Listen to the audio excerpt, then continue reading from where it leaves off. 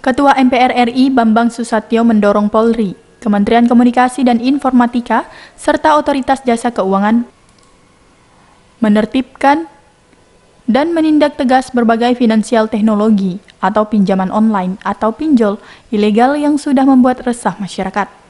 Mengingat masih banyak ditemukan pinjol yang hadir di Play Store dan App Store tidak memiliki izin OJK.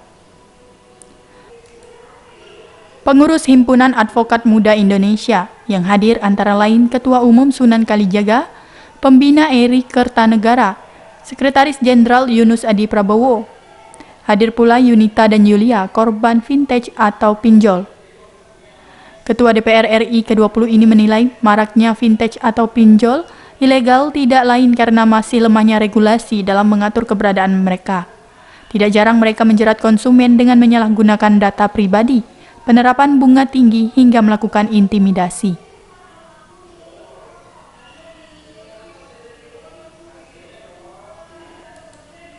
Ketua Umum Ikatan Motor Indonesia atau IMI ini menjelaskan, korban vintage ilegal bernama Yulia sempat akan bunuh diri akibat diteror penagih hutang vintage.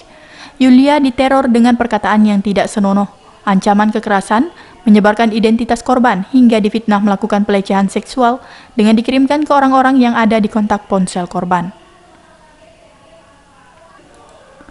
Mantan Ketua Komisi 3 DPR RI yang membawahi bidang hukum dan keamanan ini menerangkan, tidak hanya Yunita dan Yulia, berbagai lapisan masyarakat juga banyak yang mengalami pengalaman serupa. Dalam sehari, HAMI bisa menerima ratusan laporan terkait pinjol.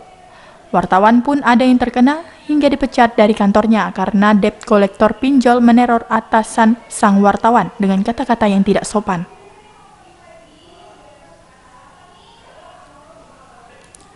Bamsud juga mengatakan, polisi harus memanggil dan menindak vintage atau pinjol ilegal. Kominfo juga harus menindak serta meminta pengelola App Store dan Play Store menghapus aplikasi vintage atau pinjol ilegal dari App Store dan Play Store. Karena masyarakat memandang aplikasi vintage atau pinjol yang ada di App Store dan Play Store adalah legal atau resmi. Tim Liputan Sintang TV melaporkan.